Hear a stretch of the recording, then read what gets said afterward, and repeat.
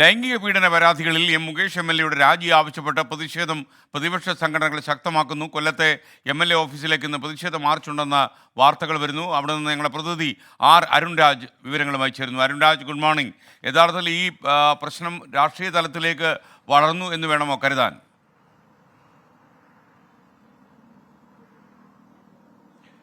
Good morning SK. രാഷ്ട്രീയത്തിലേക്ക് ഈ വിഷയത്തെ കൊണ്ടുപോവുകയാണ് നിലവിൽ പ്രതിപക്ഷത്തിന് കിട്ടിയ ഒരു രാഷ്ട്രീയ ആയുധമായി തന്നെ അവർ ഉപയോഗിക്കുകയും ചെയ്യുന്നു. കാരണം ഇതിൽ രണ്ട് കാര്യങ്ങളാണ് പ്രതിപക്ഷം മുന്നോട്ട് വെക്കുന്നത്. ഒരു ലൈംഗിക ആരോപണം, അത് MLA-യും സിനിമാ നടനും കൂടിയായ ഒരു താരത്തിനെതിരെ അല്ലെങ്കിൽ ഒരു വ്യക്തിക്കെതിരെ ഉണ്ടാകുന്നു. അതിൽ പാർട്ടിയോ അല്ലെങ്കിൽ ഇതുമായി ബന്ധപ്പെട്ട സർക്കാരോ ഒരു കൃത്യമായ നിലപാട് സ്വീകരിക്കുന്നില്ല എന്നുള്ളതാണ് പ്രതിപക്ഷത്തിന്റെ ആദ്യത്തെ വാദം.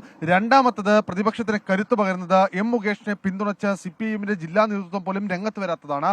അതുകൊണ്ട് തന്നെ പ്രതിഷേധം കനപ്പിച്ചാൽ ഒരുപക്ഷെ കൊല്ലം നിയോജക മണ്ഡലത്തിൽ മുകേഷ് രാജിവെക്കുകയും പകരം ഒരു ബൈ ഇലക്ഷനിലേക്ക് പോകേണ്ട സാഹചര്യം ഉണ്ടാവുകയും ചെയ്യുമെന്ന് പ്രതിപക്ഷം കണക്ക് കൂട്ടുന്നുണ്ട്.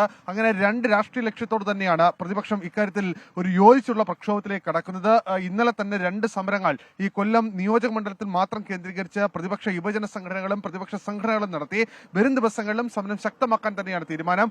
ഇന്ന് മഹിളാ മോർച്ചയുടെയും അതുപോലെ തന്നെ UDF കൊല്ലം ബ്ലോക്ക് കമ്മിറ്റിയുടെയും RSPയുടെയും മാർച്ചാണ് മുകേഷ് MLA-യുടെ ഓഫീസിലേക്ക് നടത്തുന്നത്. അതേസമയം മുകേഷ് നിലവിൽ കൊല്ലത്തില്ല, കൊച്ചിയിലാണ്.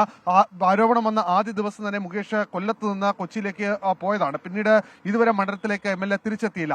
ശക്തമായ പ്രതിഷേധം നടപ്പിലാക്കാൻ തന്നെയാണ് പ്രതിപക്ഷം തീരുമാനമെടുത്തത്. ഇന്നലെ ചേർന്ന CPI-ന്റെ ജില്ലാ സെക്രട്ടേറിയറ്റിൽ പോലും മുകേഷിനെതിരെ വലിയ വിമർശനം ഉണ്ടായതാണ്.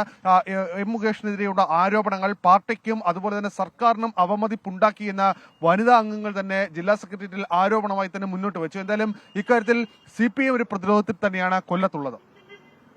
Okay, thank you. അരുൺ രാജാണ് വിവരങ്ങൾ നൽകിയത്. അതുല്യ രഘുനാഥ് പറയുന്നത്, പ്ലീസ് മെസ്സേജ് നോക്കണേ. PSC എക്സാം രാവിലെ 7:05 വെക്കുന്നു. അവർ തരുന്ന സെൻറ്ററിൽ എത്താൻ പറ്റുന്നില്ല, ആളുകൾക്ക് ബുദ്ധിമുട്ടുണ്ടാകുന്നു എന്ന രീതിയിലാണ്. ഈ രാവിലെ 7:15 കൊണ്ട് എന്തിനാണ് PSC പരീക്ഷ വെച്ചിരിക്കുന്നതെന്ന് എനിക്ക് അറിയില്ല. ശരിക്കും നമുക്കൊന്ന് അന്വേഷിക്കണം അത്.